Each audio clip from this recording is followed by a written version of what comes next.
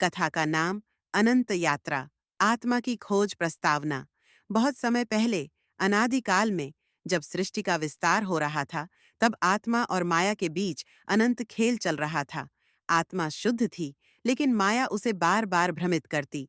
उस काल में कुछ महान योगी और सिद्ध पुरुष थे, जिन्होंने सत्य को जान लिया था। वे तपस्या में लीन रहते और उनके पास केवल वही जाते जो आत्मा का रहस्य जानना चाहते थे। ऐसे ही एक महान आर्ष थे, महामुनि सनातन। वे हिमालय की एक अज्ञात गुफा में रहते थे, जहां केवल वही पहुंच सकते थे जो भीतर से पुकार पाते थे।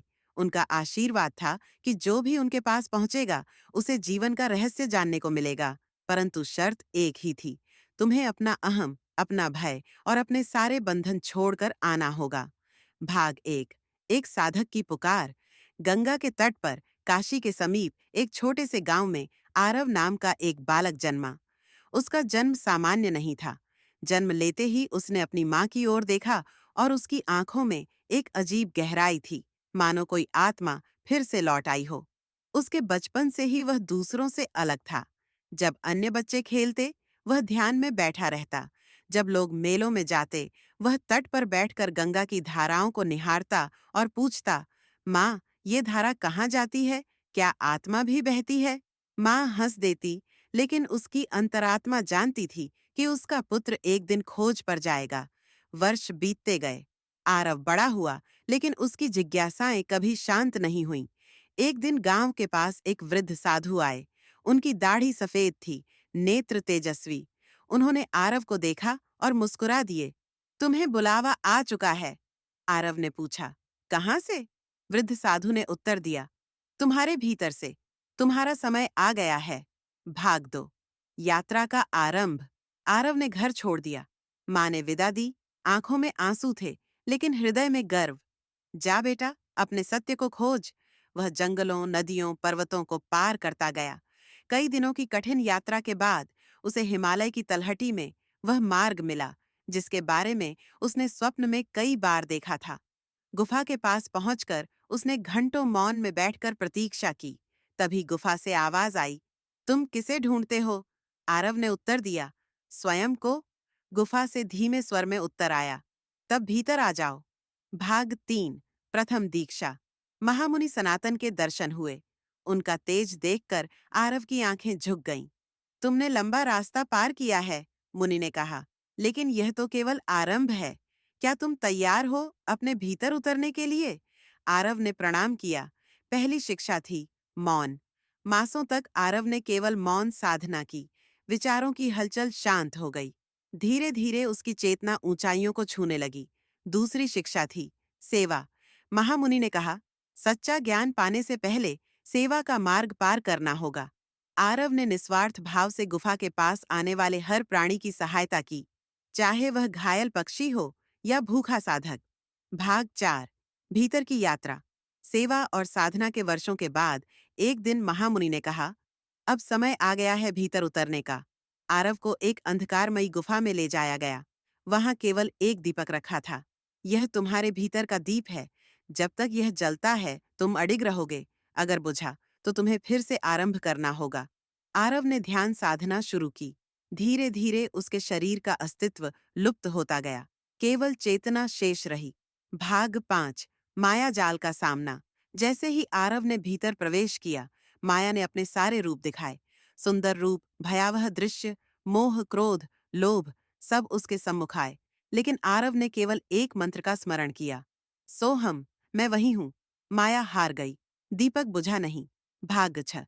आत्मा का साक्षात्कार। एक क्षण ऐसा आया जब आरव की चेतना समस्त सीमाओं को पार कर गई।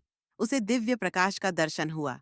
उस प्रकाश में से आवाज आई, तुम ही मुझ में हो, मैं तुम्ही में हूं। सृष्टि का कोई अंत नहीं। जीवन एक यात्रा है और आत्मा उस यात्रा की साक्षी है। भाग 7। लौटना और देना। 8 वर्षों की साधना के बाद आरव लौटा।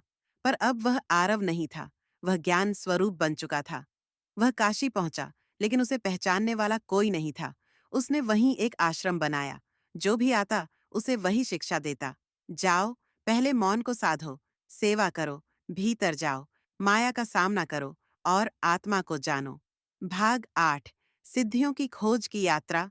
महामुनि सनातन ने आरव को बुलाया और कहा, अब समय आ गया है तुम्हारे लिए उन 5 रहस्यमयी सिद्धियों को जानने का जो केवल आत्मज्ञानी को ही मिलती हैं।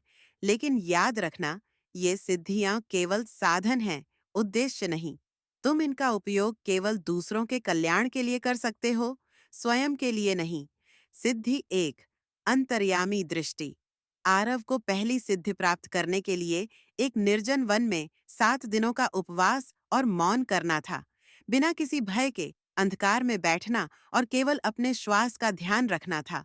7वें दिन उसने देखा कि उसके भीतर से प्रकाश की एक रेखा निकली और वह वन के जीव जंतुओं के मन को पढ़ सकता था। यह सिद्ध अंतर्यामी दृष्टि थी। सिद्धि 2, शब्द संवेदना। दूसरी सिद्धि पाने के लिए उसे नदियों के संगम पर जाकर एक ही मंत्र का जाप 21 दिनों तक करना था। AUM नमः शिवाय। 21वें दिन उसके कानों में अद्भुत ध्वनियां गूंजने लगीं। हवा, जल, वृक्ष, पशु, सबकी भाषा वह सुन सकता था। यह शब्द संवेदना सिद्धि थी। सिद्धि 3, दूरदर्शिता। तीसरी सिद्धि के लिए हिमालय की चोटी पर जाना पड़ा, जहां जीवन और मृत्यु की रेखा धुंधली होती है। वहां उसने ध्यान करते हुए देखा कि भविष्य की झलक उसके सामने आ रही थी। अब वह देख सकता था कि किसी भी कार्य का परिणाम क्या होगा। सिद्धि 4, करुणा संवहन। चौथी सिद्धि पाने के लिए उसे तपस्वियों के नगर में जाना था और बिना बोले, बिना मांगे सेवा करनी थी। भोजन बनाना, जल भरना, घायलों का उपचार, सब कुछ निस्वार्थ। 7वें दिन उसकी हथेली में एक गर्माहट आई और जिसे भी वह स्पर्श करता उसे शांति और ऊर्जा मिलती। यह करुणा संवहन की सिद्धि थी। सिद्धि 5वीं, अदृश्यता का रहस्य। 5वीं सिद्धि सबसे कठिन थी। उसे 7 दिन एकांत में एक गुफा में ऐसे रहना था कि कोई भी उसके अस्तित्व को न पहचाने। अपनी सांसें भी नियंत्रित करनी थीं। 7वें दिन उसकी देह इतनी हल्की हो गई कि वह अदृश्य हो सका, परंतु उसे बताया गया, इस सिद्धि का उपयोग केवल अत्यधिक संकट के समय ही करना।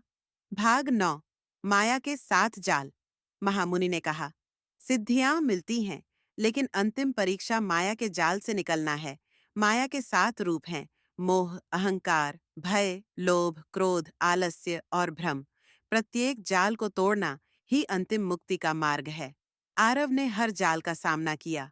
मोह ने सुंदर स्वप्न दिखाए, अहंकार ने उसे शक्तिशाली दिखाया, भय ने मृत्यु का आभास कराया, लोभ ने अमृता का प्रलोभन दिया, क्रोध ने उसे चोट पहुंचाने की इच्छा दी, आलस्य ने उसे साधना छोड़ देने को प्रेरित किया, भ्रम ने उसे वास्तविकता से भटका दिया। लेकिन हर बार उसने एक ही मंत्र का उच्चारण किया, सोहम, मैं वही हूं।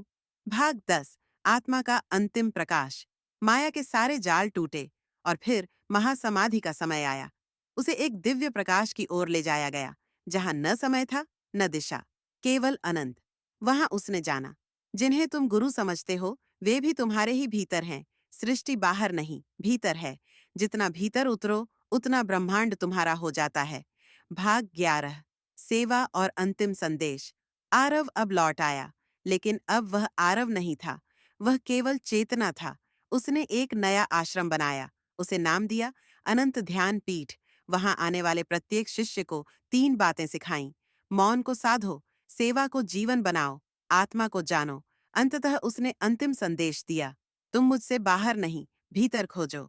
जब तक स्वयं को नहीं पाओगे, संसार भ्रम रहेगा। स्वयं को पा लोगे तो संसार खेल हो जाएगा।